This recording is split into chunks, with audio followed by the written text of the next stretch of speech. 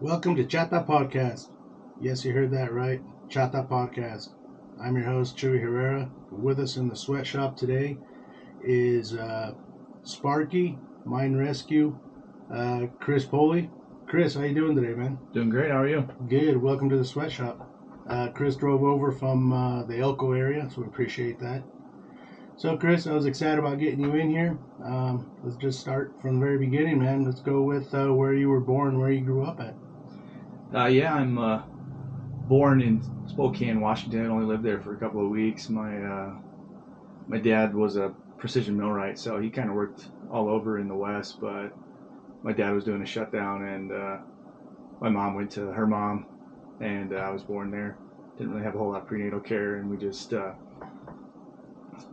was born there and then moved around with my dad and my three sisters growing up. Lived all over in the West, Nevada, Utah, Arizona, Idaho, New Mexico. Yeah. Three sisters. You the oldest, the youngest? I'm the second, so I got a sister that's 3 years older than me, and then I got one that's 2 years younger, and then one that's about 5 years younger. Wow. How was that growing up as far as being the only brother? Did they baby you a lot? Were you spoiled a lot? No, I think that I had to cut the wood for the fireplaces, take out the trash, and then I also had to do the dishes. So I feel like I didn't really catch breaks there. Did you get along with your shit? Well, I know growing up you usually don't get along with your siblings, but do you get along with them better now that you're older? Yeah, it's very different. Like my older sister didn't get along with as a kid. She was about 4 years older than me, so she just kind of a really different time in her life. And then my younger sister, about 2 years younger, we got along real well. And now it kind of flip-flopped where my sister, I just got around at mine a couple of years ago. And nice. And my younger sister is just lived kind of a different life and farther away from me. So it's interesting to see how our lives take us to these different places. Absolutely. And you said your dad was a millwright? Miner, pretty much? He was a precision millwright, so for the construction aspects of it. So okay. He built a lot of the stuff when they, kind of tuned that microscopic gold processing. He built a lot of the process facilities back in the 80s and 90s, and then did power plants and all kinds of different heavy industrial millwright mechanic, and then transitioned into the construction management aspect of it. Wow. So he just kind of went where the job took him. Yeah. A lot of time it'd be like 3 to 6 months at a time. 3 to 6 months? Yeah, and then we'd move around. Whoa, that's kind of a lot of moving. Yeah, it was really a ton of moving until he got into those higher management roles and those like big projects. Okay. Those would be like a year to 3 years, 3 years to 5 years ish. 1 to 3 is probably pretty consistent depending on like the size of the job and the scope. Damn. And how was your home life? Strict, or your old man just said, "Well, you guys just take care of each other," but I feel like it was one of those things that I didn't know any difference, so it was hard to tell. You almost kept the friend group of similar people from project to project rather than like knowing people at the school. Yeah. You'd really, I mean, one week stands out as a kid where I went to 3 different schools in a week because of the zoning. We got there like right before school started, and there was no openings at the school I was closest to. And my sisters went to a different school, and I went to like the farthest one across town. It was actually in Elko, so I went to like Mountain View, and then the grammar school, and then to Southside. So in 1 week, I went to 3 schools. I was the new kid 3 times. So you kind of had to learn how to fight real quick, or be the class clown, or be an athlete. Well, you've seen that meme on it's everywhere where it says, "This is what I get for being the funny guy in class, waking up at 2:33 in the morning to go to work." Yeah, I think that's a lot of us, man. If you don't want to study, then you better learn how to work. Exactly right, man. Yeah. So, did you do any sports as far as high school, junior high? Yeah, I high school and junior high was soccer, basketball, baseball, football, track. So anything I could really. By the time that I was that age, I graduated from Ely over in White Pine. So we had I felt like if you were reasonably athletic, you made the team. They didn't do a whole lot of cuts unless you had an attitude problem. Yep. Oh, good. And what was your favorite sport? And we'll start with that. What was your favorite sport? I mean, I feel like I excelled at basketball. Pretty tall, bro. Yeah, 6'2". I used to be taller until I lost a foot. We'll get into that later. But 6'2". Yeah, 6'2". Jesus. And for, I mean, I was 6'2" at like 13, so I haven't gotten any taller. Damn. And I was maybe like 130 pounds at 6'2" Gotcha. at 13. So when I graduated high school, I was not much heavier than that, maybe like 160, 170. But soccer, I kind of stood out as a tall guy that was still heavier than everybody else. So I wasn't as good at soccer, but I was a little bit more of an enforcer, a little bit more pushing my weight around a little on the field. No, yeah. Being the aggressive guy. Yeah. No, there's nothing wrong with that. I'm waiting for my growth spurt to hit. One of these days, man. Yeah. It's hitting me east to west, but north to south, man. Yeah. Damn. I always say my BMI, like, I'm just too short for my weight. No, I don't think. Oh man. So in school, were you academically? Were you really good in school, or? I feel like it was something that I didn't really apply myself at all until I went to college. Nice. I joked around a lot at school. I did not. If there was homework, I kind of avoided that at all costs. I applied myself in other ways, like the extracurricular stuff is where I applied myself. Yeah. I did theater, I did sports, and that's kind of where I spent my efforts. So, did you know you were going to college? Did you want to go to college coming up in high school? Was that just something that your parents instilled in you? Like, hey, you guys are going to college? Or no, it was really it was one of those things that like, my parents didn't push anything on us really, other than do well. Whatever you're going to do, push yourself and try and be exceptional at it. And so I feel like I got into theater and started doing really well at that. Being 130 pounds at 6'2" makes you kind of accident prone. Gotcha. And like your tendons are kind of stretched like rubber bands. So I had issues with my knee dislocating all the time, and then because of that, I broke my arm. And freshman year was kind of rough for me, looking like that. And so I got into theater and did that concurrent with sports as my injuries healed. Yeah. Wow. No, that's good, because I know growing up, I knew I wasn't going to go to school like my sophomore, junior year. Mm-hmm. So I'm the middle kid, so my older two siblings, they went to college, and my younger two, one went to college, and the younger one went to the Army. I just knew I wasn't going to go to school at all. Yes. Like I tell my wife, I had to go for 12 years. Now you want me to go for 4 and pay for it? Nah, I'm all right. Yeah, I feel like if I didn't have a father, that he definitely bankrolled my first time at college before I went on a mission, and that really I really dropped the ball on that one. I was only focused on theater classes. I didn't really attend like I should, and I found that coming from Ely to like the big city of Cedar City, that you could have like casual dating, and you could just like meet people all the time, and you can have like multiple friend groups, and there was always somebody not studying. So I was able to like bounce friend groups all the time, and go cliff diving and go hang out and go longboarding. It was like constantly having fun. It was a blast, and I did not. My grades showed that I was having a lot of fun. Yeah. I think if I would have went to school, it would have been a big old pitch in. That's all it'd be. I wouldn't go to class, nothing. And coming from a small town, like you said, all these new things, what'd you say, cliff diving? Yeah. Hang gliding, all that was kind of new to you, right? So you wanted to check it out. Oh, yeah. It was all about it, and like everybody knew something to do. Yeah, no, exactly. And that's part of college. Yeah. Getting out and spreading your wings. So there's nothing wrong with that. So what'd you go to college for? What was your major in college? The first time was theater, and then when I came back for my mission, I went to up in Rexburg, and I went to school to be a paramedic. Paramedic. All right. Yeah. Wow. And from that paramedic, did you want to do ambulances, or is that what you were kind of aiming for? My long-term goal at the time was to become a firefighter, and a paramedic was like you'd be a shoo-in, compared to everybody else that's applying that doesn't have that.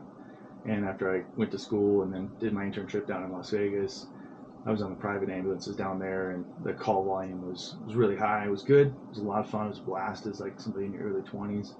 But the county ambulance that I got a conditional offer with, it didn't really pan out with my hearing issues. I'm deaf in one ear, so I felt like it wasn't going to work its way out if I didn't have the ability to. I was limited on what services I could work on, and I applied for another one over here in like, I can't remember if it was like South Tahoe or something over there by Tahoe, and they were like, well, most of our people have 20 years experience. Our new guys are 20 years, so I wasn't going to continue to work at $13 an hour for 20 years. No, I don't blame you there. Yeah. So you said you were deaf in 1 year. Are those, like what kind of, do you got to pass like a physical, a psych eval, kind of like law enforcement?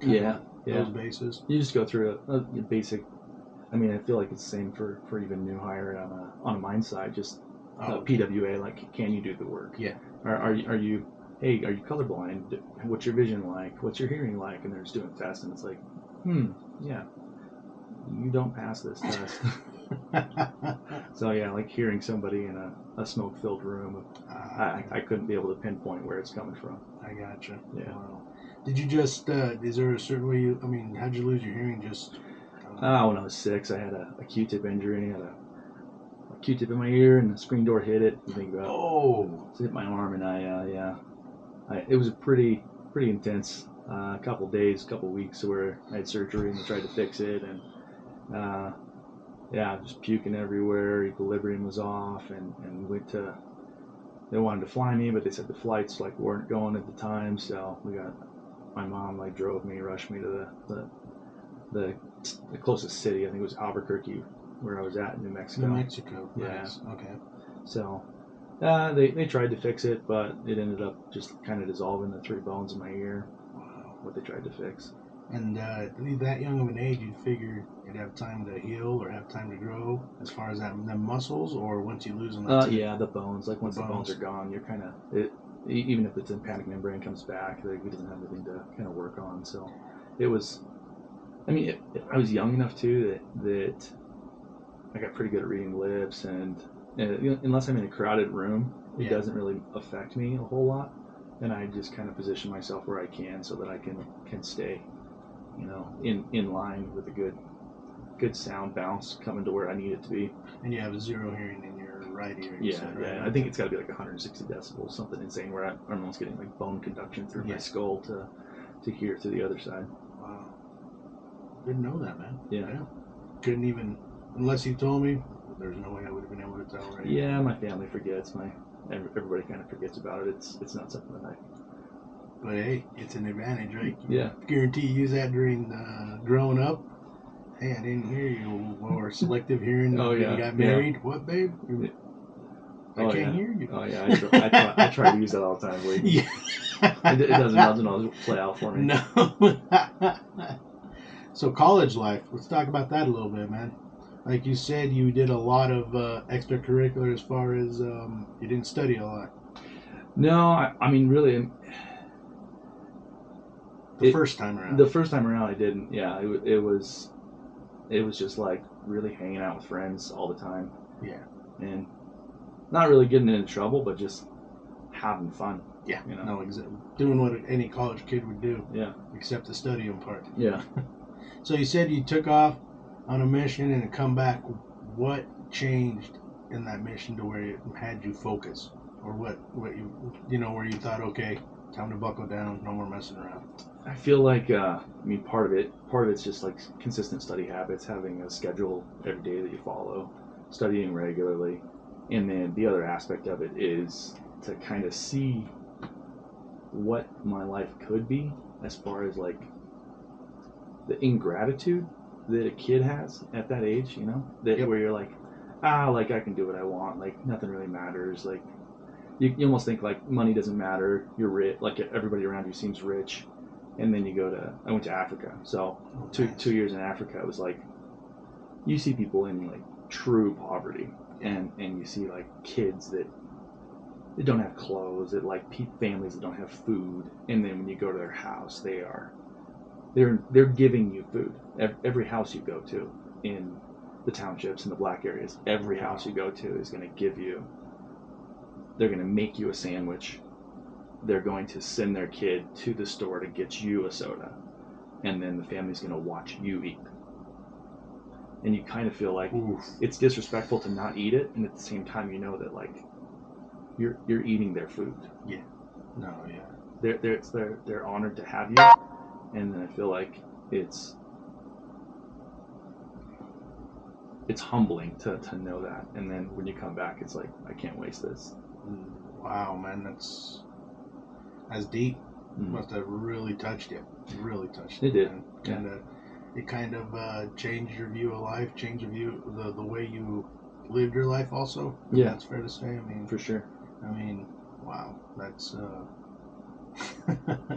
I could see why you kind of switch gears from having fun to hey, time to get serious. Yeah. I came back and worked all I could, saved up money, went to college, kind of focused a little more on what was important than studying, getting married, having kids. Like that was it's kind of tied to that mentality, that culture. Isn't it crazy how it just takes that one little I gotta put it, snap, to where you're like, holy moly. I mean, going back, I wouldn't change a thing in my childhood at all. I think that snap point for me was having my daughter. Mm-hmm. I think that changed me a lot. She, like I tell my wife all the time, she saved my life, guaranteed she saved my life. Yeah. So I mean, I think that's kind of cool how you went to Africa and come back with pretty much a new man, new mentality. Mm. Yeah, absolutely. Wow, man, that's great. So after school, you graduated, or after college? Yeah, I got my certificate in paramedicine and did my internship and worked down there in Vegas for about 3 or 4 years. In Vegas, huh? Yeah. Whew. Tough place to stay focused at, Vegas. I feel like for some people it is, but if you were not if you're not drinking, yeah, if you're married already, like there wasn't anything for me other than the calls, and really if you're seeing like the worst side of every single party you could possibly go to, like people getting injured, people being just blackout drunk, or the drugs, like you're seeing the worst aspects of it. There's really, it's not really that enticing if you only see the ER aspect of it. If you see the highlight reel from The Hangover, it seems great, but if you only experience The Hangover, it doesn't seem that cool. No, absolutely not, man. And like you said, you probably seen everything down in Vegas from the least to. Did you ever get you seem like an emotional person. Did you ever get how could I put it? Like when it comes to kids getting injured or kids in situations, did you ever have that lump in your throat or, too much dust in the ambulance kind of thing? You know what I mean? Yeah, I feel like if anything, I've gotten more emotional over time. That was something that was definitely like conditioned out of me as a kid, and I feel like it was something that I quickly shut off as a medic, because you can't continue, you can't treat a patient if you're emotionally involved in the situation. You have to shut it off, and it can't be like little Johnny, the 2-year-old that has a broken skull. It has to be, I have a 24-month-old patient with multiple skull fractures and I need to do an IV. Wow. Like that, this is my job, and this is what I've trained for, and this is the task. It's all like very action oriented and observing things, and if you allowed your emotions to get into it, I feel like you kind of go down a spiral. So it's something that regrettably I had to go through therapy to probably get out of that mentality and that mask. Yeah. Did the school, kind of backing up a little bit to the college, they kind of prepare you for that, in that tell you, hey, you're going to see some stuff that's going to, did they bring it up, or did they just go through A, B, and C and go? I mean, I went to school in 2006 for college, so they didn't really talk back then. You didn't talk about your calls. You didn't. Nobody went to therapy. There was no treatment. It was just kind of this giant beast where you just turned out medics all the time, and that was it was the sacrifice that you had to pay to like the rescue gods, is that you were gonna have to sacrifice some paramedics because you're gonna traumatize them. And nowadays, like, there's a lot more focus on mental health and like suicide prevention. Yeah. But the reason why those numbers are so high in both kind of the volunteer aspect of it and mine rescue, I think, is because the tools aren't necessarily there, and some of the things that you experience and witness are very out of the ordinary. They're very traumatic, and you experience them in a different capacity than a parent does. But losing a child on the ambulance is not good for anybody. Losing a child, period, is not good for anybody. Yeah. I mean, Yeah. oof, I couldn't even. Yeah. Yeah. That's crazy. As far as I never even thought about that part as a paramedic. On that, like you said, I just thought you go in there, do your thing, go out. I didn't even think about the whole mental state until we started chatting. Yeah. And I was like, whoa, yeah. I mean, absolutely right. So, holy moly. So after school, you said you were down in Vegas for a while. Yep. Got to see the nitty gritty down in Vegas. Oh, yeah. So what was your favorite part about Vegas? Really, I mean, I worked weekend nights in Las Vegas, and our company covered the Strip, and I feel like I loved it. It was, for a young 20-year-old kid. I went to work, and I mean, you were in charge on your ambulance, on your rig. It wasn't like I was part of a large service that had multiple ambulances running out of the same station. You moved around the city constantly as demand required, and I got to drive an ambulance really fast. I got to drive an ambulance into opposing traffic. I got to just do like fun adrenaline junkie stuff. Yep. At a young age, when like people really want to do that stuff, and I feel like that's the allure. And that's why you can pay somebody $13 an hour, because you wouldn't want to come work as like a mine paramedic for more money if you didn't get the fun. You're either like addicted to the adrenaline and like that whole cascade of hormones and emotions that you get when you're doing crazy stuff. Oh yeah. Or you burnt out, you're jaded, and you either get out of EMS or you find like a different EMS career avenue. There's flight, there's critical care, there's the IFT stuff that happens all the time. So you get other options if you don't enjoy that aspect of it. How long were you in Vegas for, as far as ambulance runs? Ambulance runs, it was about 3 or 4 years. 3 or 4 years? Yeah. So about 07 to 10.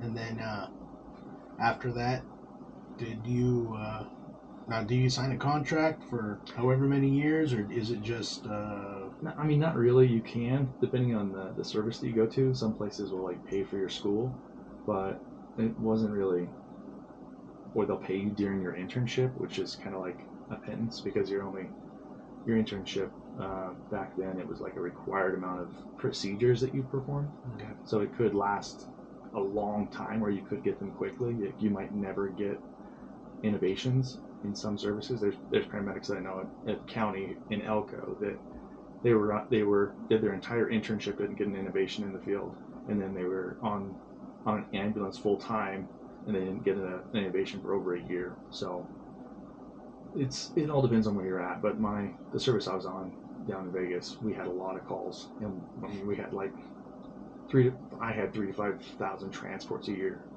So it's just a different league down there, really. Just the call volume is so high. Oh yeah, Vegas, I mean, yeah, city that never sleeps, right? Yeah. Sin City, so I'm pretty sure. So what was your first call on the Strip? Do you remember what your first call was? And we'll just go with that for now. Do you remember your first call in Vegas? One of my first calls that I can think of, especially a memorable call, was like Trailer park, kind of on Charleston, but way east, like the 215 wrapper or the 95 on the east side there. And Is that the Beltway? Yeah. Okay. Or not the 215, the 95 as it comes to the east on Charleston. And there was a trailer park over there. Okay. And the home that we went to, we got a call for like a man with a cut on his leg. And then we show up and it's a trailer park. The house is trailer. It has a deck that has AstroTurf as the deck. Okay. And then it had like a little metal edge that you would see for a step. So that was on every step. Okay. And this man that was probably 450, 500 pounds, he was probably early 20s, not much older than I was. He just slipped on a step, and then his shin caught this metal, and it sliced into him probably like 3 inches horizontal, and then like 2 inches deep. Was off. And he wasn't doing anything circulating down there, so gotcha. He wasn't in pain either. So it was like, oh wow, this is interesting to see. He just knew that he cut himself. Yeah. Holy moly. We're gonna have to do something about it. Oh man. That's so that was your first call, and what's your most memorable call down on the strip? One thing that kind of sticks in your head. Oof. You know, you talk about like the different generations that we have, Yeah. and I was pretty young at the time, but we had like I would describe it as a non-compliance, where we got a call for a man who was man down was all it was, and then you go, it was Caesar's Palace, and the man's just laying on the grass, and then we show up, and the man suddenly becomes alert once you give him a sternal rub a little bit and bring him to his senses, and then he's like, okay, no, I'm fine, and he's like in and out of drunkenness. Oh, okay. And then a police comes on a pedal bike, because that's what they do on the strip, and then he proceeded to like try to get away from the cop, but he wasn't in any capacity to be able to move. And this little pedal bike cop, who probably weighed like 140, likely like a state wrestler or like some judo guy, just picked him up over his head and then like set him down onto the ground.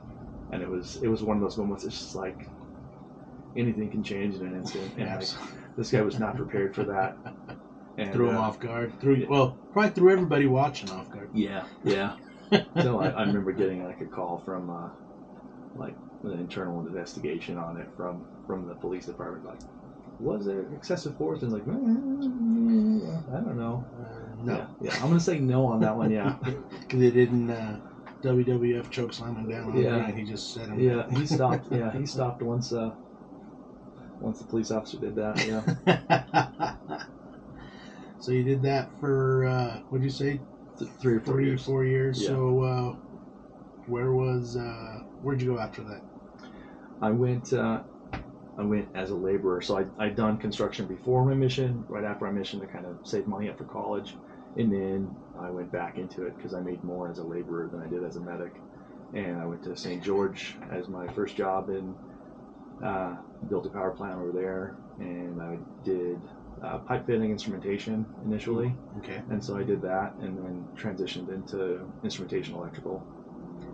Is that messed up that you saved lives, or you could make more money building something than saving somebody's life? Yeah, I feel like it's such a trade-off because you have people that don't want to do that work. It's kind of the generation we have now, where there's a plumber shortage, where like people don't want the job that doesn't have any glamour or glory to it. They want the job that they want to be the influencer. They want to be the hero. Like there's not as big of a shortage on firefighters. There's kind of a shortage on the kids that are willing to put in the effort on being the firefighter, on seeing things through. Yep. Everybody wants to be the hero, but they don't want to have to do the ruck runs for no reason. Exactly right. They want to drag a person out of a building, but they don't want to have to put in the effort that gives you the strength to do that. They want the spotlight, but that's it. They don't want to put in the work. Just automatically stepping into the role and boom. Yeah. Yeah, no, I totally get that. You just said that when you said I'd make more on construction. I was like, what? Yeah, and that was the low end. I mean, it was like $13.50, and I made $14 an hour plus $60 a day subsistence, so non-tax. So I was making like $22 an hour all in from 13 something. So no, I get that, man. You got to survive, but still, it's doesn't sound right if you say it out loud. yeah. My apartment, when I first had an apartment there, and I gave him my pay slips, the apartment manager was like, "Hey, my son works at In-N-Out, and he could get you a job if you want a job." This is right after I got after I finished school for 2 years. They're like, "Yeah, you want a job at the burger place? You want a job at In-N-Out?" And I was like, "Yeah, I'm all right." Yeah. So construction, St. George, were you were just there again, kind of following what your old man kind of did, right? Yeah, in a way. He did the millwright stuff. Yeah. So a great friend of mine, Jeff Nodine, had who worked for the company for years. He told me, like, hey, if I could do it all over again, I would change a thing. And the thing that I would change is I would not be a welder. I would be an electrician.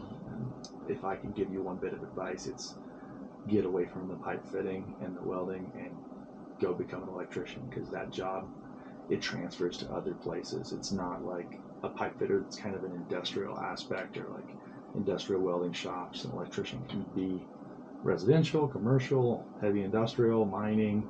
Like, they're kind of needed everywhere. And then, like, the instrumentation side of it, there's all these processes that would require that training and that knowledge. So I feel like that was something that really pushed me in a good direction, to have somebody with experience, because everybody talks crap on the electricians on the job site, but to have somebody that's a mentor, that's been around for 20 plus years in the industry, to say, like, this is what you should do, and it's not what he did. It's like, do this thing.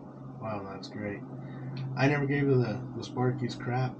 I did a lot of stupid things underground, but when it came to power, I wouldn't mess with that at all, man. That's one thing that scares me, is power. Yes. That's one thing. But yeah, we do give them a lot of crap, though. The Sparkies do. Yeah. So you went from millwright, or not millwright, my bad, pipe fitter. Pipe fit instrumentation, yeah. Where'd you go after that, as far as, is that when you got into the whole Sparky, after you talked to your buddy? I kind of did both, where I did the instrumentation, the tubing aspect of it, because that's an aspect of instrumentation, is kind of the airlines. I did the stainless steel tubing, and I also did the electrical work, the conduit, the tray, all of the runs, the feeders, the underground. Did all of it. So we did power at St. George. I did Cyanco. We did a big refurbish upgrade up there. I worked at the Newmont shutdowns regularly. They would call for me. There's not a whole lot of instrumentation guys, and then I kind of worked all over. I went down to New Mexico, went to Denver, went to Utah, I went to Wyoming and did a helium plant up there. Helium? Yeah. Wow. Like, really, electricians are in demand all over the place, and industrial work is kind of one of those things that it applies in all these other industries that are still considered heavy industrial. So I did mining, and I've done the process aspects of mining, but I've done other industries as well that kind of have different regulations and different oversight, and like different kind of engineering requirements as well. Wow. That's crazy, man. Sounds like you're building your resume, I guess you could say, and you didn't even know it, right? But once your buddy said, "Hey, do this," so why did you? Why did you listen to him? Did he? Well, of course, you said he's a good friend and you trusted him, but I mean, the one of the biggest things with him was that he didn't have to, he didn't have to be a mentor to me. Yeah. He had another job, and that job was to be the project manager, and I was a laborer. So I feel like, in many ways, I was blessed to have a dad that had good work ethic, and people, I feel like, honored him by mentoring me. Even if they didn't like him, it was like a legacy that you kind of admire, even if you don't like the man. No, I got you there. Totally get you there. And a work ethic, um, we're lacking a lot of that nowadays. So for you to say that says a lot about your family, your dad, your parents, the way they raised you. Yeah, absolutely. I mean, so that's great that you look at it like that, man. I think that's awesome. Were you a little skittish about getting into the Sparky role starting out? I've always been like a really analytical, like numbers based, like math's always been kind of my forte, and statistics and numbers.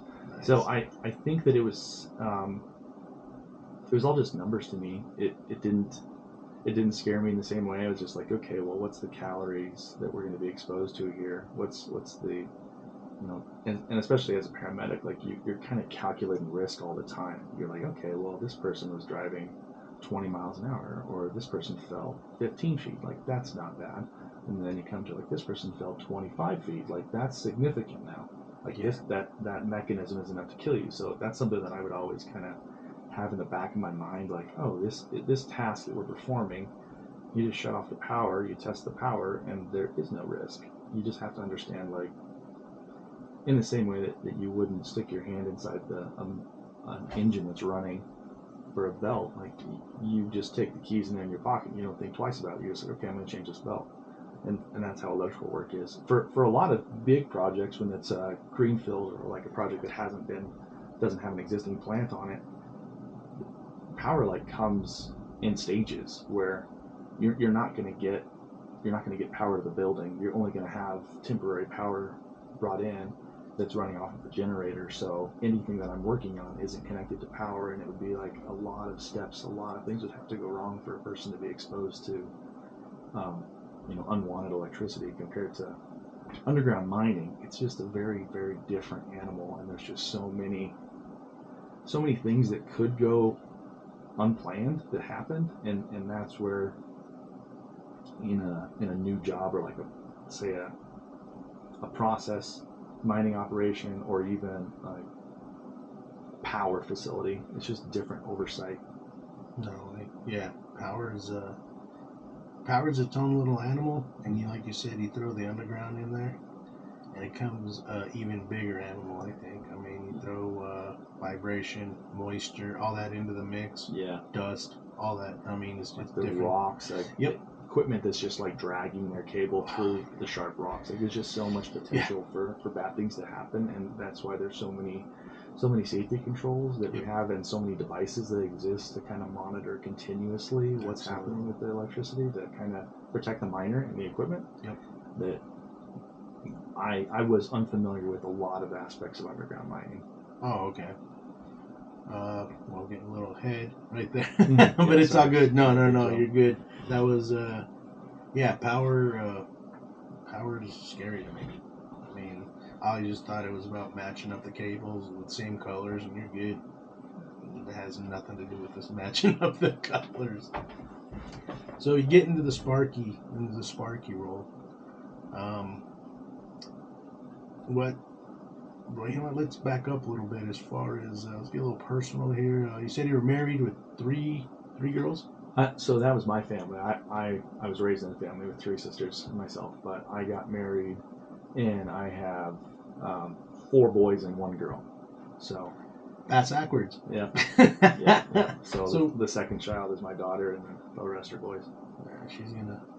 She got a wall of protection right there. Yeah, she's 16, and my oldest is 18. So the kids are all they're getting older. They're getting grown up now. Yeah. So where'd you meet your wife at? Beautiful Battle Mountain. That's where I built the Phoenix project back in 2005. So. Oh, okay. I came off my mission from Africa. My dad had he was a project manager over there for TIC to do the mill there. Okay. Yeah. No, I haven't heard TIC in a long time. Growing up, our neighbor in Round Mountain, they built their mill there in Round Mountain. I just remember always seeing the TIC truck, the emblem on the side of the truck there. Wow. Sorry, go ahead, man. Just TIC. I was like, whoa. Yeah. That's how I met my wife. I met her at, or my ex-wife, I should say. Sorry, at at church, and her brother served a mission in Zimbabwe. So we kind of hit it off. Her brother was like 10 years older than me, Nice. but we had he had baptized somebody that I knew, or family that I knew in Africa. So it was just kind of an interesting overlap of people you wouldn't expect to see in a town of 1,000 people. That's half a world away. Yep. And then next thing you know, they're right in church with you. Yeah. No, I totally get that. So you got married.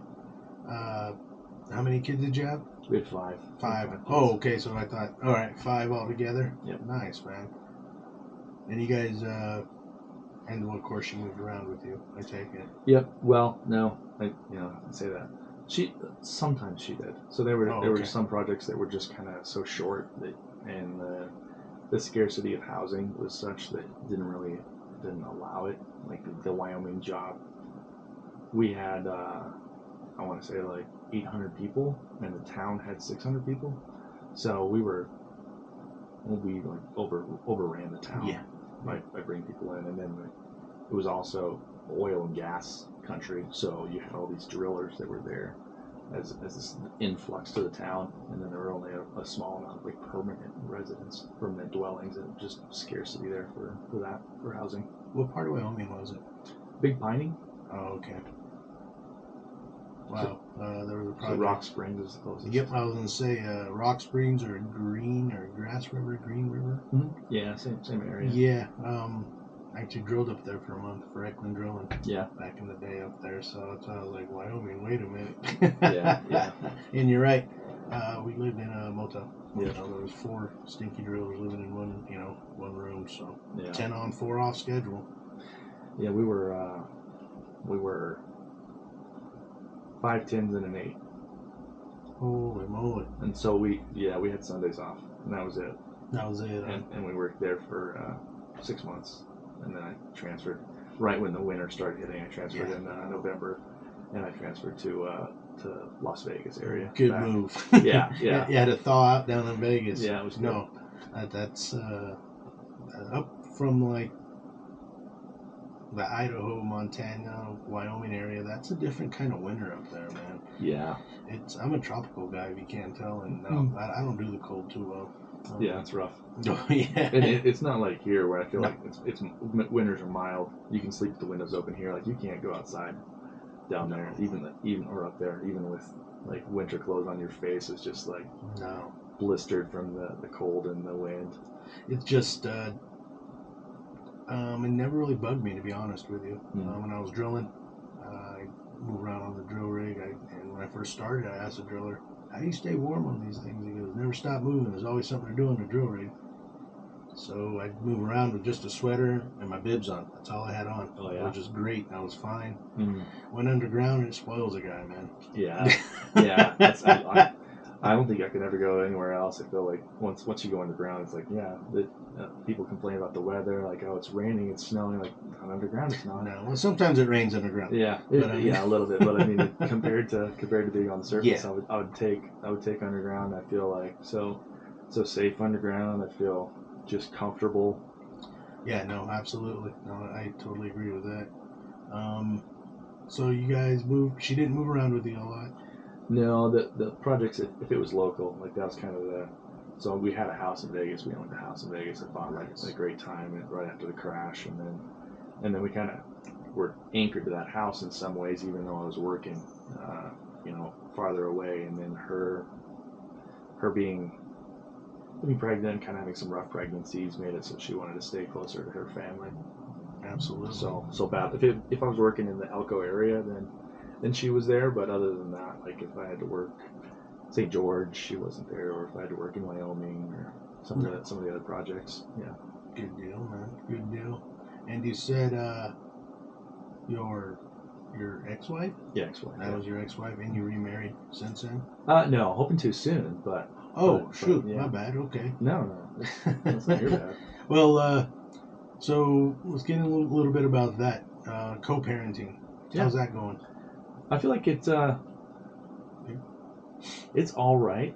Okay. I feel like it could be it could always be worse. It could always be better. So I Yeah. feel like saying it's all right is about where it's at right now. Okay. And I just honestly love my kids so much, and being a dad is something that I've always wanted to do. Even since I was a kid, it was like I wanna love my kids. Oh. And it's something that I feel like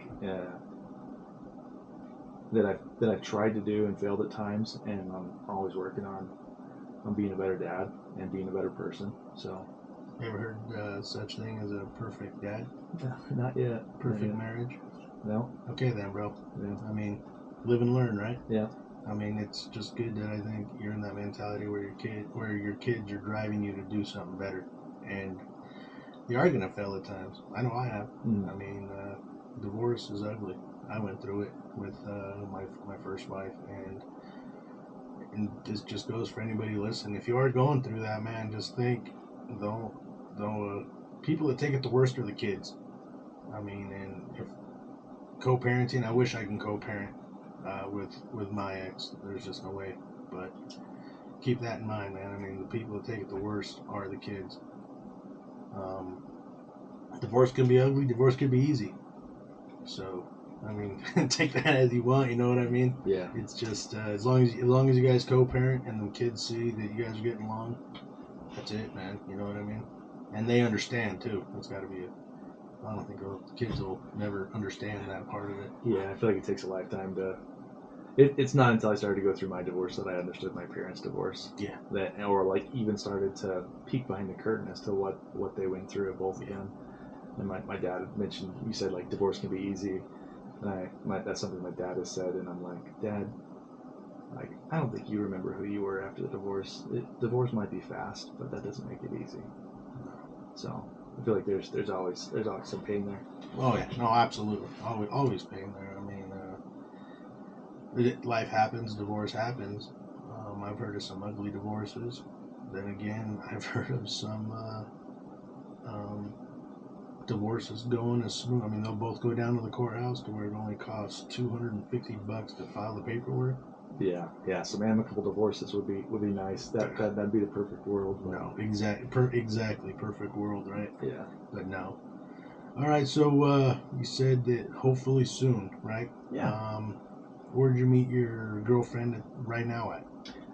We kind of met through rescue, and it was something that through rescue and then through CrossFit. So or working out, it's something that I've always been interested in, and so I met her after my amputation, and she. I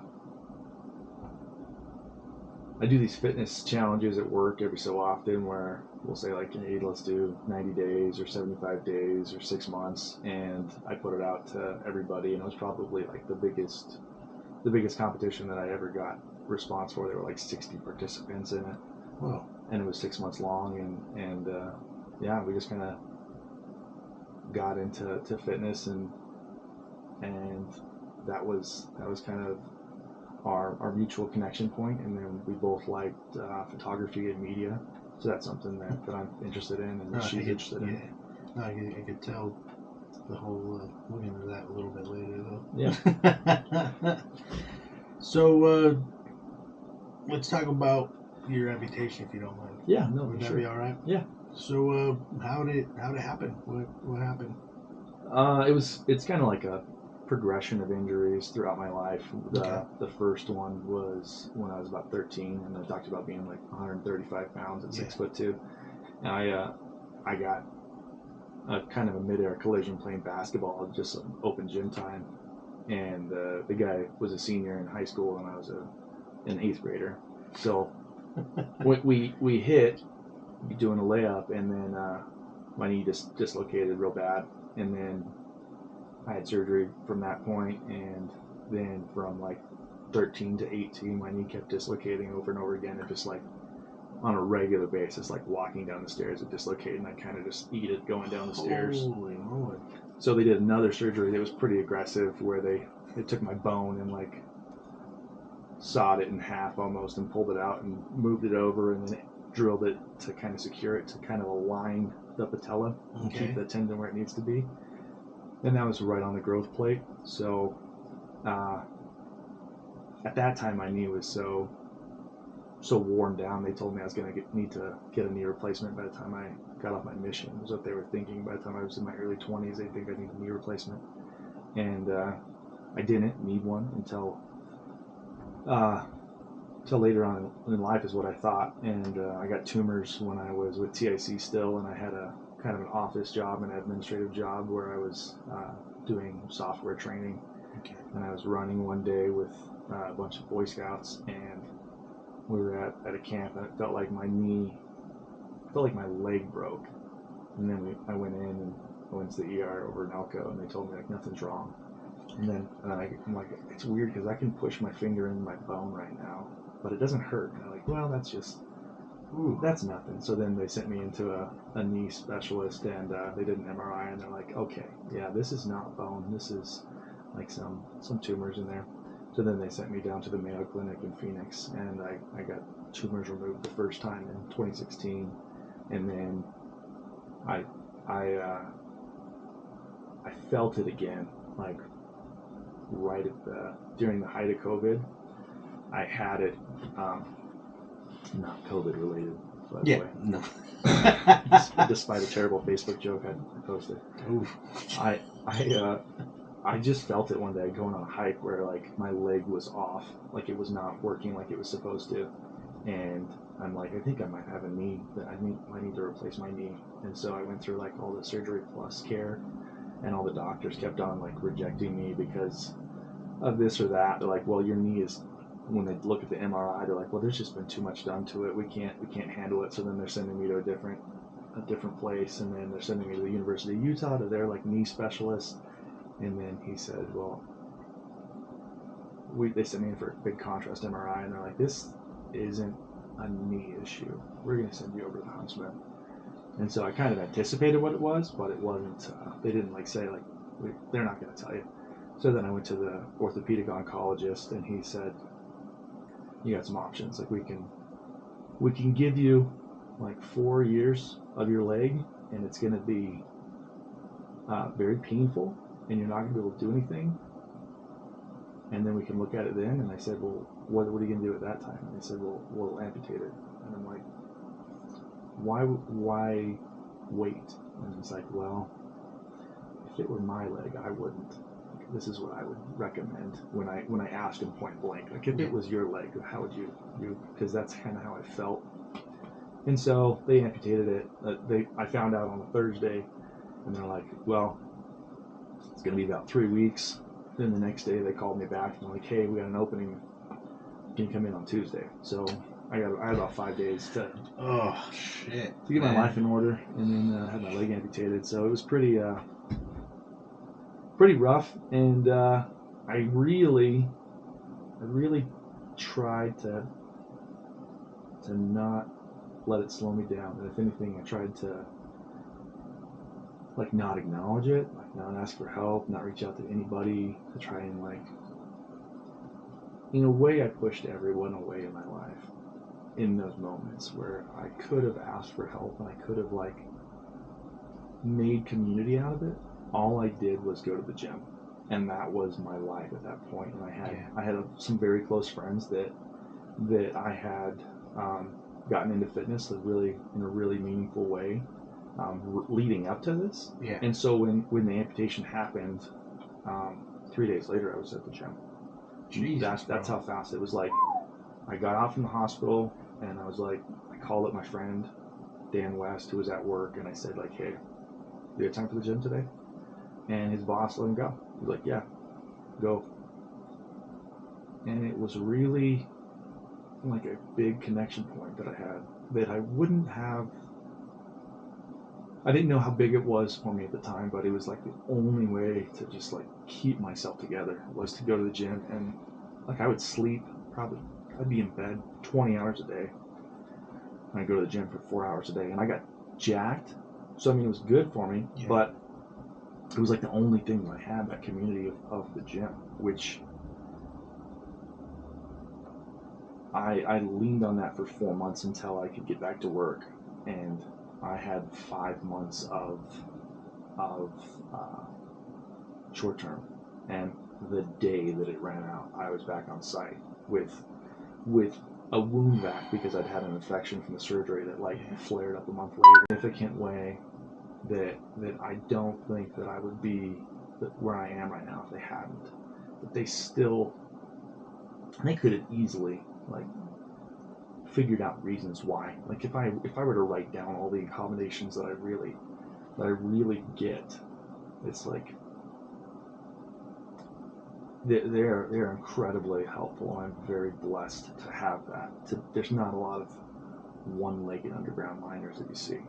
I used to work with one, actually. Yeah. Just for the record. Yeah. He was the mentality. I don't know what it is. He can outwork any guy on the scissor deck, hanging a bag, any task. I mean, that's crazy. I feel like it's not crazy. You have to like that. That's your only option. You can't be. At least for me, like that work ethic aspect, like because otherwise people write you off. They'll give you excuses, and I see that in the industry with somebody that's like overweight or somebody that's like you'll make accommodations or excuses for somebody. You'll say like, oh, this guy doesn't have to work. Like this guy, he's gone through enough. Like he's going through a divorce. Like just give him. Don't make him do anything this week or this month or 6 months or like however long it's going to be. When people bring their personal lives to work, sometimes it makes it so they're not focused. They're not there. They're a million miles away, and that's why like when I think about the world that we live in right now, I think about like autonomous vehicles. Autonomous vehicle isn't thinking about its Facebook update. No. Autonomous vehicle isn't doing a location tracking on their spouse to see what's going on. Autonomous vehicles worry about staying on that road and being safe and like following the parameters that it has. And sometimes that's what I've had to do in my life, is just like shut off whatever else is going on. Like I can deal with this cable right now. I can troubleshoot this piece of equipment right now. I might not be able to have like everything else in my life perfect, but like only worry about the 10 feet in front of me, the 5 feet in front of me. If it's energized, worry about like this space, this room, what's the potentials that are here. If I got a knife in my hand, or when I used to have a knife in my hand to do electrical work, like if I got a needle in my hand when I'm as a paramedic, like only worry about what I can control. And that's what I feel like I had to do, and that's what people have to do when they got so much on their shoulders when they're carrying the world. So going back to when you said you push friends away, you seem like a guy who'd give a shirt off your back to a friend. Yeah. So why push your friends away? What did you think? You didn't want them to feel sorry for you? You didn't want to get any of that? Or why do you think you pushed them away? Yeah. The word that I came up with early on was pity. Pity. I don't mind somebody being inspired. A lot of people in the like adaptive amputee community, they don't like that word, and I feel like I'm fine with that. I don't want pity. I don't want pity from anyone. I don't want somebody to look at me. A lot of people will immediately say, "I'm sorry," as though there's something to be sorry about or to be sorry for. Like, oh, you lost your leg. I'm sorry. When I feel like, if anything, it forced me to recognize that like I don't have the strength to wear all the masks that I had been wearing up to that point. That I pushed people away in some regards because I couldn't maintain relationships that didn't uplift me. That I couldn't maintain relationships with people that I was carrying them in some regards. Like I can't do that. Like I only have enough for me right now. Like there were times that something that is incredible about my partner now is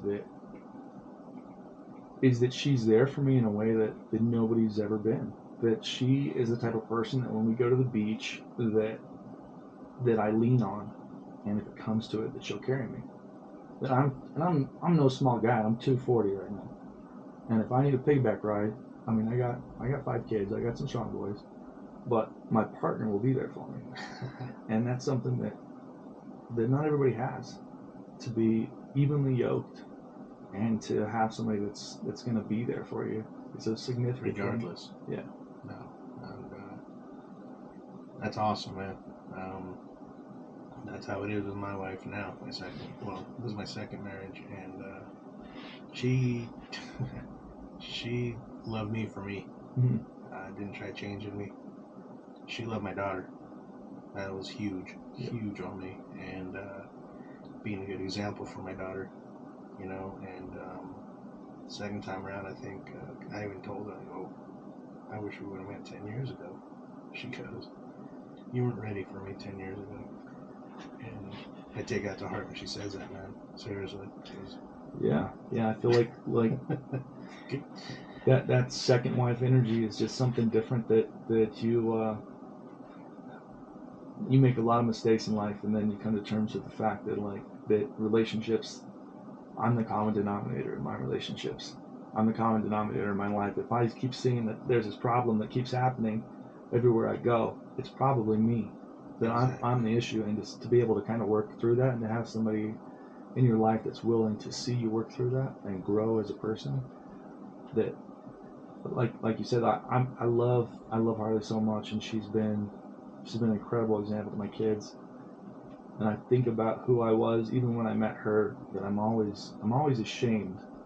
And I feel like if I'm not ashamed every 6 to 12 months of who I was a year ago, then I'm probably not growing enough. Exactly. If I'm like looking back and being like, why, I wish things were so much better back then. Like, it was different, but I don't want to go back to that. Yeah. I'm in a better place now than I was 6 months ago.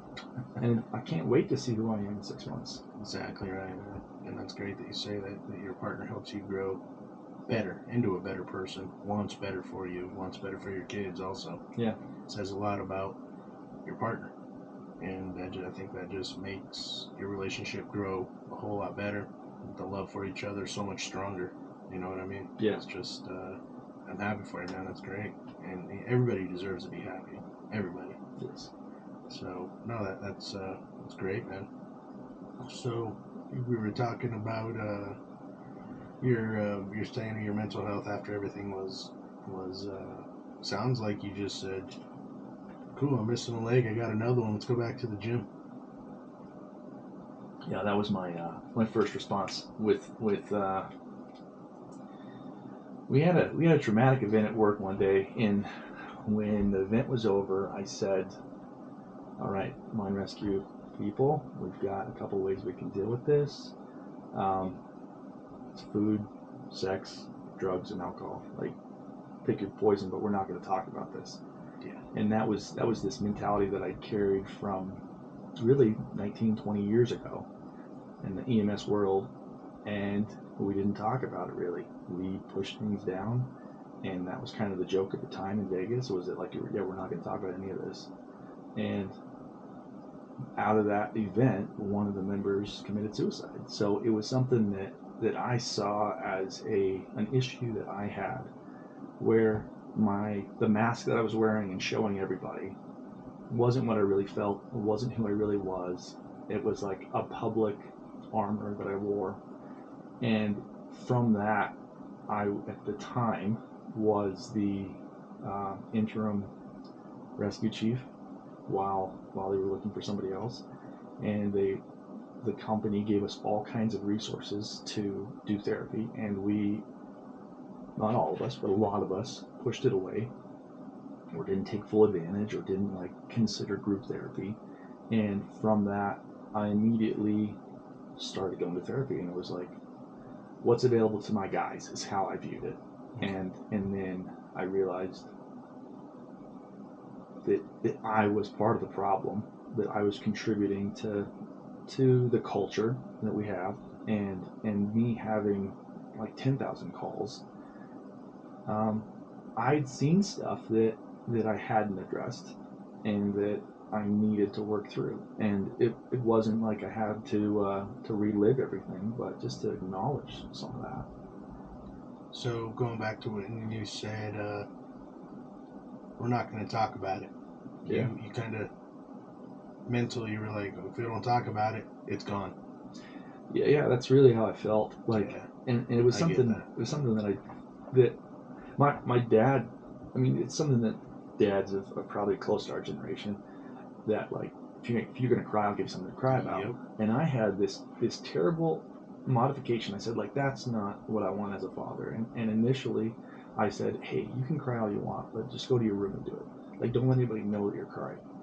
So with my kids early on, that's what I would do. I'd say, hey, if you need some comfort, like, I'll comfort you, but if you need to cry, go to your bedroom and, like, be alone and, like, come back out here and be strong.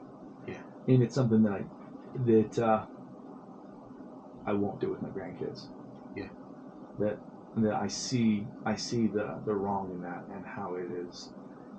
It's the same thing with a different name, and it's not allowing people to recognize and, like, experience their emotions all the way through. And it's like you're traumatizing a person in a different way. Like, it's gonna come out. No, absolutely. I was told boys and men don't cry. Absolutely. And it's not talking about it. When I was going through all my stuff, it was all bottled up. Went to work thinking I was fine. That was my escape, was work. Mm-hmm. Go to work, mess around with your buddies. Didn't think about it. Then I was drilling around out, and it all just hit me like a ton of bricks. And I wasn't okay. I blew up, pretty much. I blew up, and that's when I realized you gotta talk to something or someone about it, but you gotta let it out. If not, man, you're a ticking time bomb. Yeah. Yeah. And with my daughter, I want her to feel comfortable coming to me about whatever issue she has. It's okay. Talk to me. I'm not going to get mad. The only time if you ask her right now, she'll tell you. The only time I'll get mad at her if she lies to me. Yeah. Oh, that's kind of a trigger. Yeah. So, I mean, as far as your kids, did you raise your boys different from your girls? Vice versa? I feel like, if anything, my ex had some health issues, so I feel like I have an incredible daughter. My boys are all good. Like, you see them going out and they'll do service for all kinds of people. They're hardworking. They, like, work harder for other people than they will at home to do, like, their own chores. And anybody that has them come and work, they're like, yeah, thank you. Your kids are, like, great, very well behaved. My daughter is like that everywhere she goes. My daughter is like, she's the kid that's kind of taking care of all of her younger siblings. She's the kid that I used to joke with my ex-wife that if I wanted a chore done, I would give it to my daughter, and it'd be done right, and it'd be done well. And compared to everybody else, like, it's hard to complain about her, because she really is just an incredible kid. She's smart. She's athletic. She's if anything, she's a little bit reserved at times, but she's just a good kid and, like, a good person. That my kids are. I have very good kids, but my daughter is. Your favorite? I I always put you on the spot. Like no. I always joke. I've got twins, and I always joke that Clark's my favorite, but Caitlin is just so responsible. Clark's really not my favorite. Wait up, hold up. Your twins? I do have twins, yeah. And they're named Cooper and Clark. Oh, I said Caitlin and Clark. No, Caitlin is my daughter. She's freaking out on that. I'm all, wait a minute. No, that's I know I probably wasn't my mom or my dad's favorite. I'll tell you that right now. I guarantee. Yeah. I feel like boys get into different trouble, and as the only boy, it was like I was the kid that was, like, tracking mud through the house. I was the kid that was, like, my dad called me Scabatha as a kid because I had so many scabs and scars and bruises and all over. Yep. Constantly going on, getting in bike wrecks and jumping off things I shouldn't, and playing and just getting hurt all the time, and, like, the doctor bills and the surgeries. Bro, insurance was great. I'm glad my dad had it, but I think I was the reason why he had it. You said jumping your bike. Yeah. Remember the movie Rad? Yeah. So I watched that movie and I thought I could do everything that they did on there. And my buddy goes, hey, why don't you try jumping off the bleachers on your bike? I'm like, well, let me try the first few steps. So I did that. I'm all, he goes, try the top mount. Easy. Easy. Went up, came down, and next thing I know, I woke up in the ambulance. Yeah. I had gravel all in my chin, busted my collarbone up. Yeah. My dad just shaking his head. No, you can't watch that movie anymore. Yeah. So yeah, that was the insurance kid, I guess you could say. Yeah. Wow. So your kids sounds like they got a good example, mother, father. So, I mean that's always great. And it sounds like do they get along with your girlfriend? They do. Yeah, it's a very different. If you don't mind talking about it. Sorry No. about that. It's just very different compared to traditional home with different values.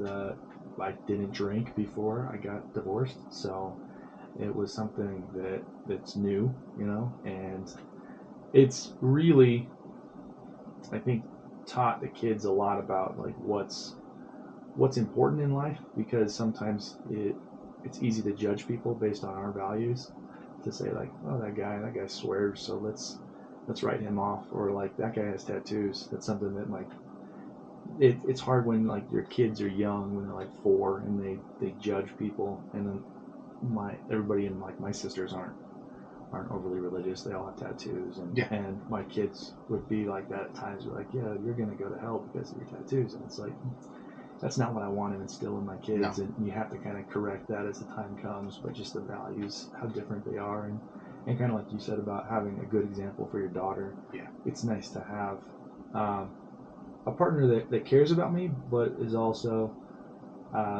strong and independent in various ways, and capable, and is not afraid to show that.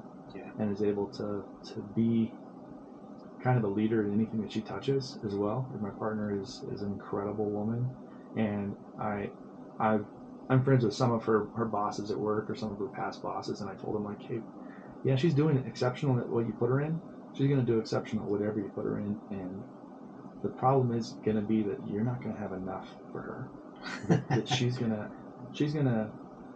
figure out the bottlenecks in your systems, and she's going to make things better. And if you're not careful, she's going to leave. If you don't keep her hungry for whatever positions you have, as far as roles at work, she's going to outgrow this place. And I feel like it's a great person to have in your life, because it pushes me to look at options and opportunities differently. Absolutely right, man. I mean, it's great that, and no matter what you do, she's got your back 100%, right? Yeah. And if she thinks it's not a good idea, you guys have a conversation about it. Yeah. I mean, no, that's great when it comes to having a partner that's got your back. Absolutely.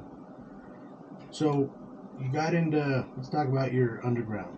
Okay. How long have you been underground?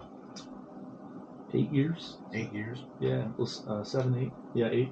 8 years. Nice. What was your first thought about going underground? Were you a little, I'm pretty sure you've heard about it. You had friends that worked in the industry. Yeah, it was interesting, because I didn't apply for an underground position. I applied for an electrical position, and then I got the job interview, and they offered me the electrical position. And I remember thinking, well, what's the pay difference? And they said it's the same. I'm like, well, why would I take that then?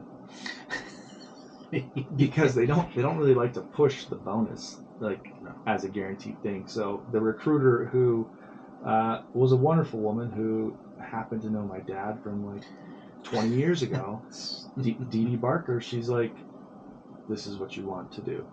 I'm highly encouraging you to do the underground. It's a great thing. And then I talked to one of the coworkers that kind of put in a word for me, and he's like, yeah, they're not going to tell you this, but yeah, underground, you make a lot more with bonus. So I would recommend that as well. And I'm just so grateful that I did, because I went there and I just thought, like, this is kind of,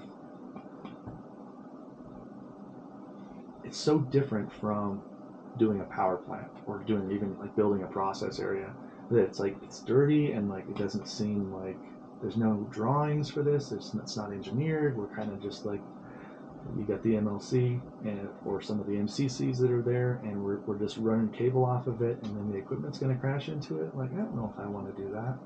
But after you do it, it's like, I don't want to do anything else. That Yeah.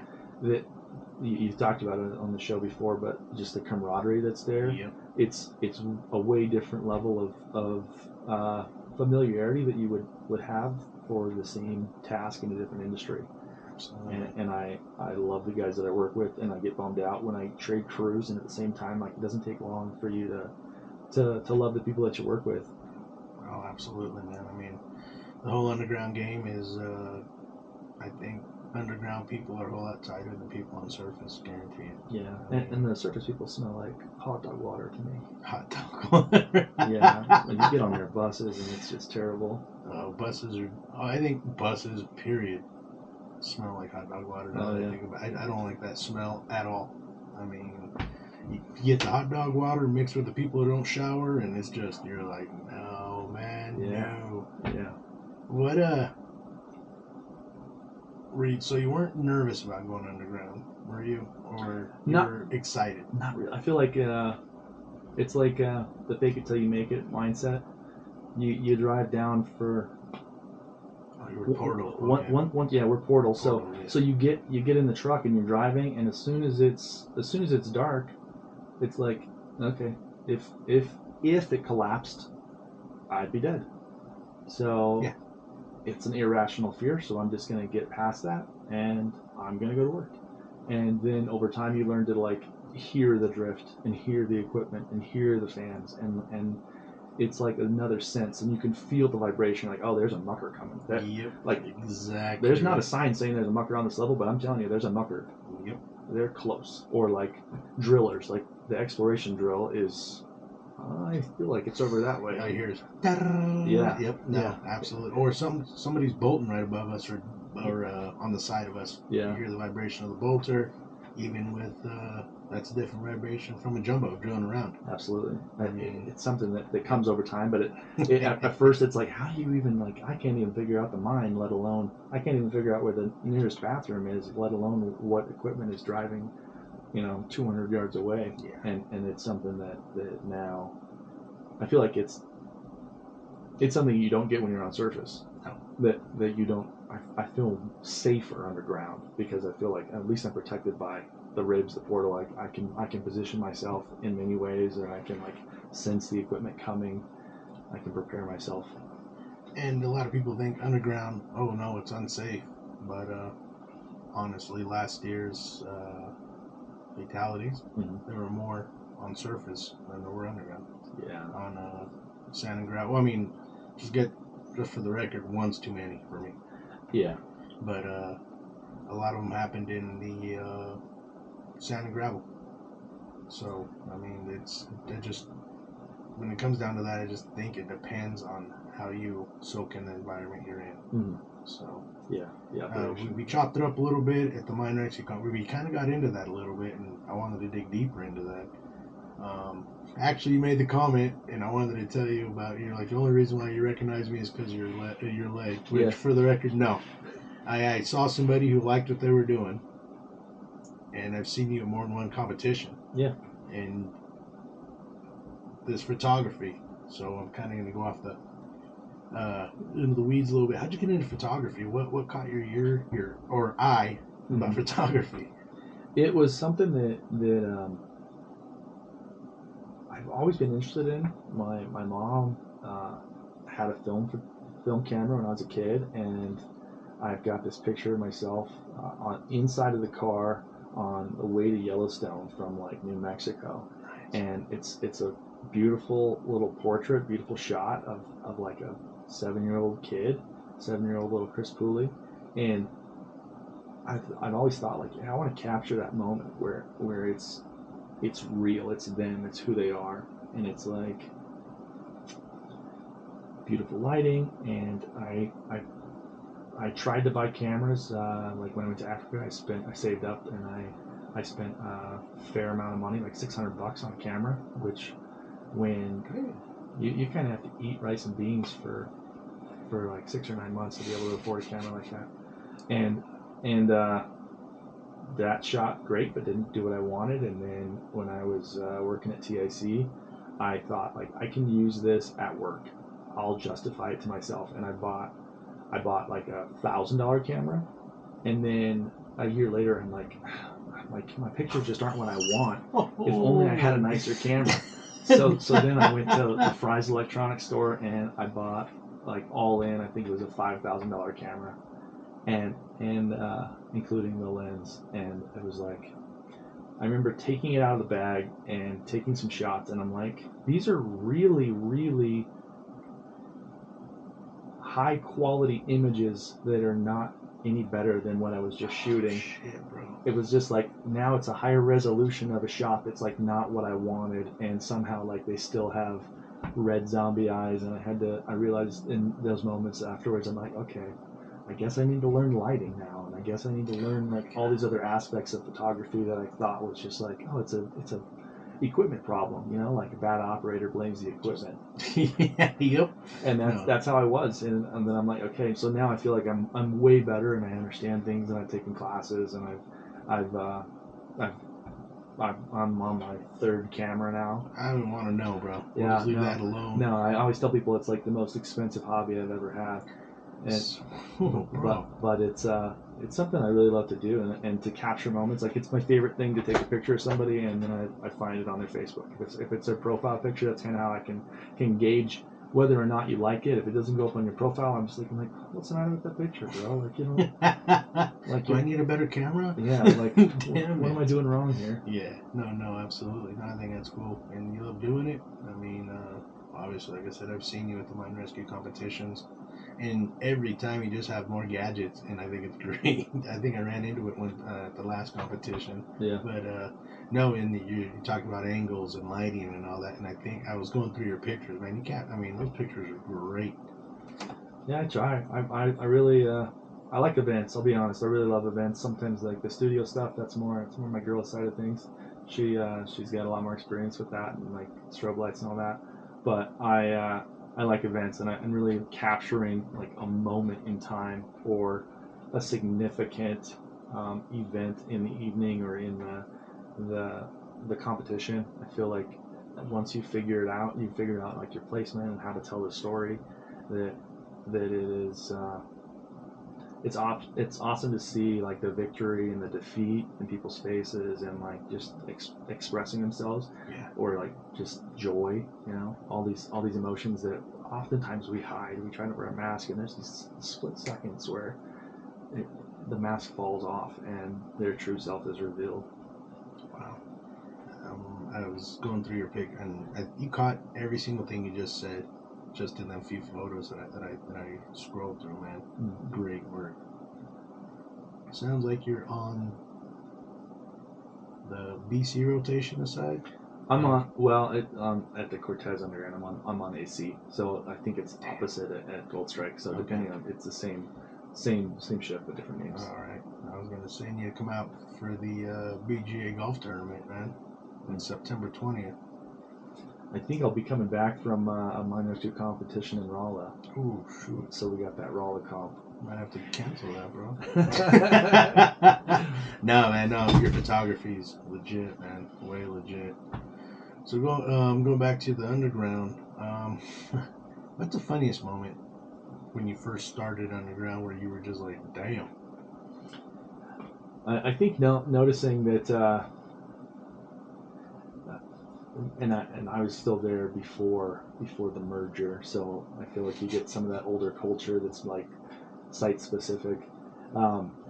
Just kind of seeing a little bit of the fraternity aspects of it, like the brothers playing and the brothers like off site, like going over to a barbecue and having fun. So it's nice to see.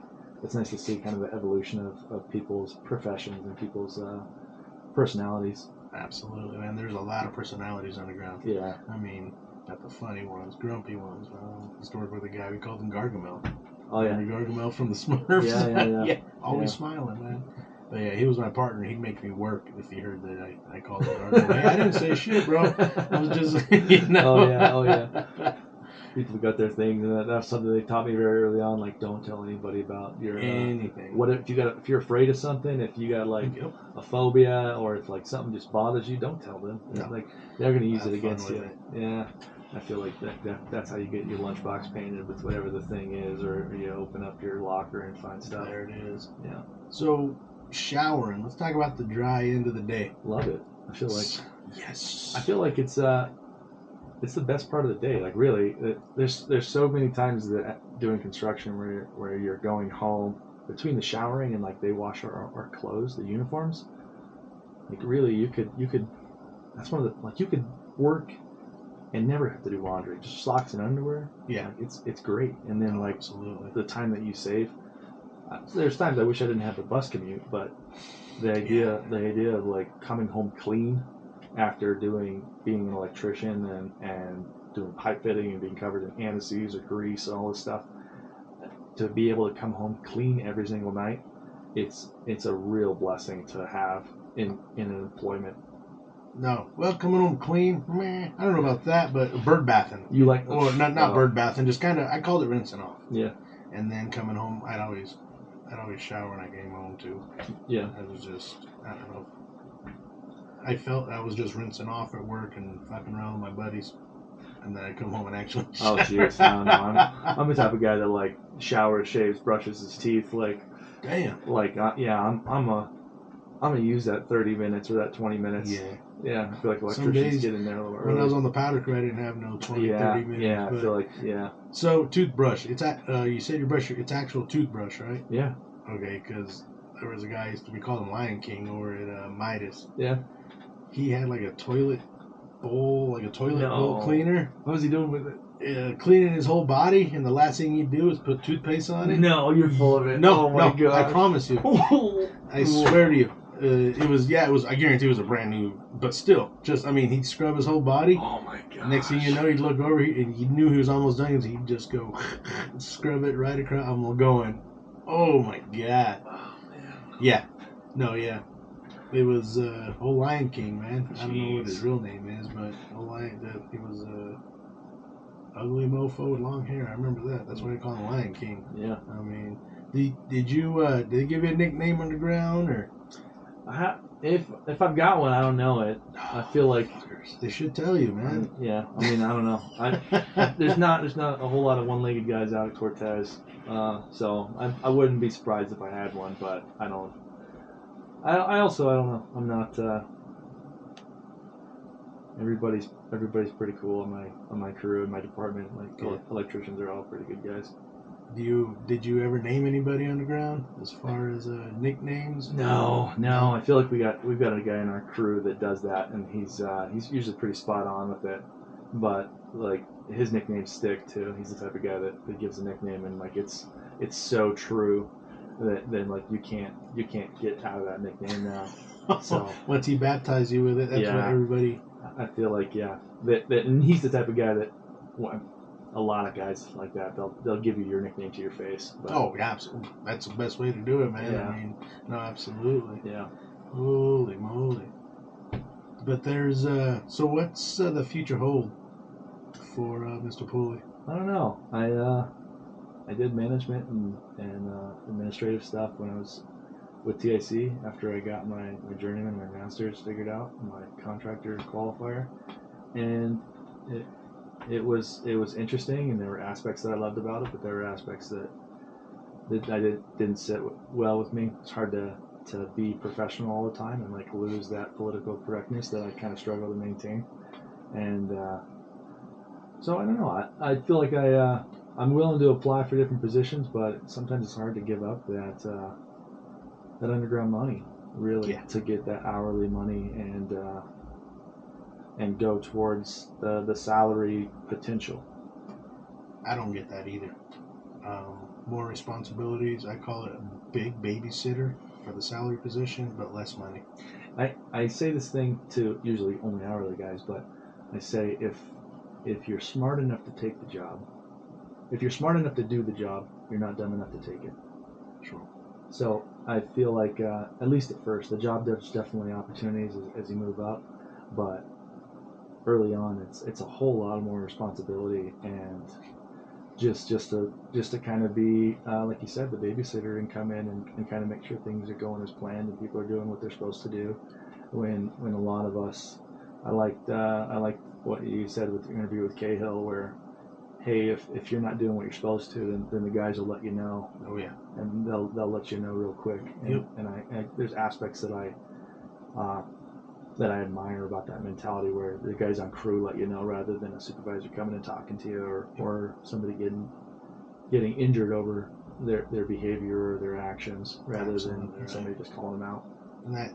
And you really can't do that anymore. Yeah, times change. Times have changed.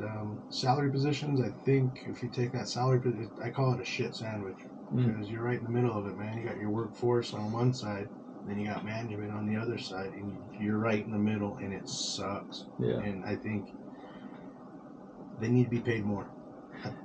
Personally. Yeah, I feel like it's hard to tell people what to do when they make more than you. Exactly. It's kind of one of the things that at least at TAC you got like the perks of slow times, of the slow season when you're working 40 hours a week, but and you didn't have a long drive or anything. And I feel like some of the guys out here, they're making less, and then they're expected to do a lot more, and they're on call, and they have all these other aspects about the job that we don't see, that like you don't really get to leave the job. It's always there. Yeah, I mean, you always have your phone, because on your first day off, they're probably calling you, asking what's going on with projects. Yep. Same thing on your first day on. They're calling you saying, hey, this is what we have going on. So you're really never away from work. Yeah. So, got any good shower stories? I mean, I feel like the normal shower stories, I feel like mechanics are probably pretty bad with guys on their last day or your birthday. If people find out about that, kind of the oils and greases that somehow appear and get into a shower or get onto it into the crevices. I feel like that's the worst, is like coming in and finding a guy that's just covered in grease from a grease gun. Happy birthday or good luck on your next adventure. Yeah. Your last days is pretty bad. The spray paint. And, but I mean, I haven't had a birthday since I've been out there for 8 years, and I don't plan on leaving anytime soon. No kidding. No, you said spray paint, and we had this new kid. He was our nipper. Yeah. This was over at Midas, and I said, hey, you get here equipment. Like, it's about time, Mook. Damn, we're waiting on this, waiting on the bolts running jackleg back then, and we smell it, we hear it. We're like, what the hell's going on with this kid? You forget where we're at? My partner goes, go see what he's doing. I'm like, all right. So I walk up, and he's passed out on the Getman. Oh, man. So I went and tell my partner, I go, hey, he's passed out. I'm going to wake him up. He goes, no. And then he goes, take this, start at the bottom of his boot, and just spray him until he wakes up. All right. So I'm sitting there, and I shut off my cap lamp, and I see my partner come in. He goes, I got to see this. All right. So I started at his boot. Brand new boots, too. Oh, yeah. He's green. Oh, yeah. Nipping. Going up, finally when I get to his thigh, he wakes up. He's all, what the hell are you doing? Well, he's all pissed off. We're laughing. Helped him unload supplies. He's kind of laughing at it, and go to service. Thought it was over, right? Yeah. I get called in the office. Oh, no. I remember my shifter, John Francis. He goes, so, how did Mook get all that paint on his boot? I go, he let me spray him. And he goes, really? He wasn't sleeping, was he? I go, no, we're just playing a game. That's all. And he looks at me, shakes his head, and he goes, get the fuck out of here. Oh, yeah. Yeah. No. I've had some fun with spray paint. Or the classic, sitting there, you and your partner looking at the face, and you got your spray can spraying his butt. It's done that. Oh, yeah. That's been done to me. I mean, so one last question before we wrap this up. That's right. So what would the now mature Kris go back and tell the 16, 17-year-old Kris? Advice.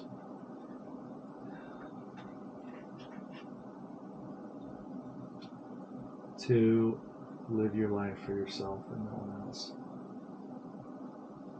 Nice, man. I like that. Got to be happy with yourself, right? Yeah. Before you can be happy. That's